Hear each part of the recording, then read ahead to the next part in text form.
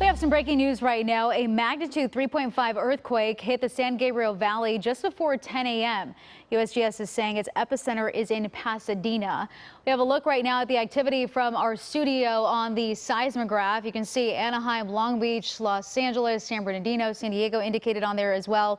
And usually, we turn to social media to see if people are reporting any injuries or anything like that, or seeing if they felt it. And I have seen people say that that earthquake woke them up. Also, other people saying that they definitely felt that shake. Other people saying they're hearing from friends in Los Feliz feeling the shaking as well. So we do want to get to Lisa Derderian with the city of Pasadena for more on this. It is a 3.5 earthquake as of this time. Not quite sure if that's going to change. Haven't seen aftershocks as of yet, but this is a great time to just remind people on ways they can prepare for an earthquake, because this is California, of course. You're absolutely right, and good morning. It was a strong jolt that was felt in Pasadena. Many people are reporting it on neighborhood apps. Thankfully, no reports of injuries or damage. But again, Mother Nature is reminding us to be prepared. We can't be complacent. Kids are home for the summer from school. Today's Sunday, a good day to make sure you have your disaster kits updated, food for the family and your pets, ways to charge your electronic devices other than plugging it into the wall for electricity. But this could be, the precursor, and or we need to be prepared for aftershocks throughout the days coming. We've seen a huge push from California just in general with regards to the My Shake app alerts to make sure people, get those alerts ahead of time. What in general do you recommend for people to do in order to be prepared for an earthquake, make sure they stay safe? Any recommendations for people? You should have an earthquake kit for every member of your family. Typically, we recommend a backpack for your house, for your cars, for work, for school. And again, don't forget your pets. Ways to charge your electronic devices, extra food and water. We rely so much on credit cards these days, but have extra cash, knowing that you can't use a credit card if electricity is impacted. There's great tips on different websites. And just monitoring social media, usually you'll see where the quake is felt the strongest, if there's any damage. Typically, our fire crews will go out into the field right after a large earthquake to what we call windshield surveys. They'll go and assess if there's any damage, if people are out in front of their house. If we're not receiving calls, they may just drive around just to get a feel for, schools are in session, they'll go by schools. But this did not rise to that level in several cities. Again, thankfully, no damage or injuries were reported with this one. I'm not quite sure if you know this off the top of your head, but in the last couple of years, has Pasadena seen its own fair share of earthquakes, minor earthquakes in this sense? We've definitely felt them in other areas. I've been doing this 23 years, and then 7 years before that with the American Red Cross. So this is a first that I've heard of it being so close to Pasadena. We do have many fault lines that run through the city. I have not received a full assessment from the USGS to see if they've identified a fault line yet. But regardless, this could be, like I said, the one earthquake we're feeling, or it could be we could get some aftershocks that we need to be prepared for. Yeah, absolutely. And it's always a great time to just sit down with your family or your friends and just, try to make a plan. I know the last time we felt something in the area, I want to say about 2 months ago, my husband and I sat down and said, okay, we felt this. Let's make sure we know if it is, in fact, the big one that everyone, is kind of anticipating. What do we do? Where do we go? If our phones are jammed, how do we get in contact with each other? So we did that for ourselves. So I think it's great that you also encourage that as well. And of course, this happened on a weekend, so you don't really have to worry about, kids being in school right now. I know a lot of people, though, when I was looking at social media, they were saying that they pulled over because they were driving, just kind of in shock at what they felt.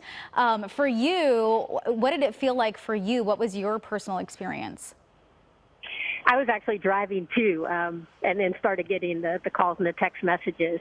And, we don't want to scare people. We want to prepare people, but we tend to get complacent. And until something today happens with a jolt, people don't think about preparedness, and we need to make that in the forefront of minds. It can be for an earthquake or any other disaster for for that matter. So we need to, ensure people are prepared. As you mentioned, sit your family down together.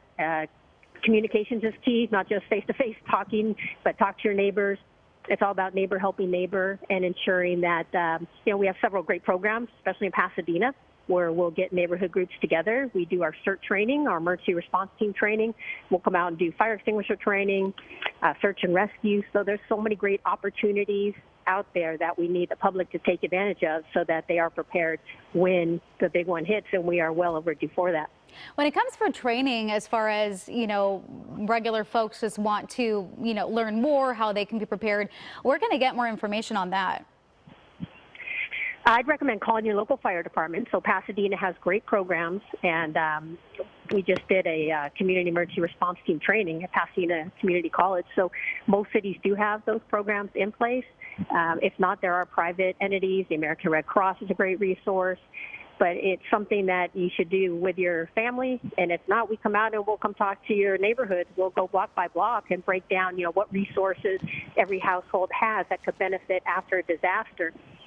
Whether it be somebody that has photography skills to document any damage done, or somebody, retired police or fire that has the equipment and they know how to use it, that can help. Or we've had retired school teachers that are just great at watching kids so that the parents and the family can go out and help do damage assessment door by door.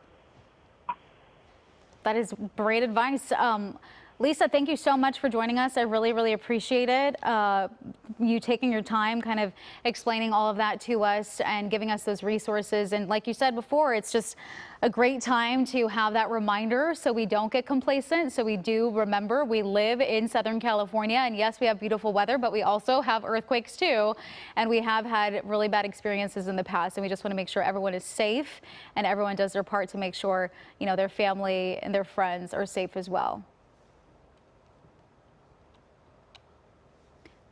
Lisa, thank you so much. Really appreciate it. We do want to get to KCAL News executive producer Rick Brown joining us right now with more on this as well. Rick, where were you? What did you feel? And what are you hearing?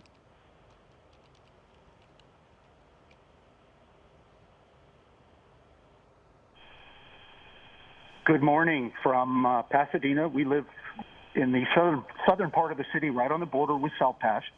And so it sounds like we were only a mile or two away from the epicenter. This was a classic. There's a freight train in my living room kind of earthquake that people talk about. You heard it first.